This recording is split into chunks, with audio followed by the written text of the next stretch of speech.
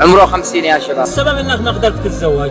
ما قدرت اتزوج لان اشقي على امي، ما بنيت امي، امي اغلى مني واحسن مني، اموت هناك ولا سايب امي. الله يرحمك ان شاء الله. اقسم لكم بالله ما سايب امي، لا بيع نفسي امي حياتي علشانه. الله يحول لك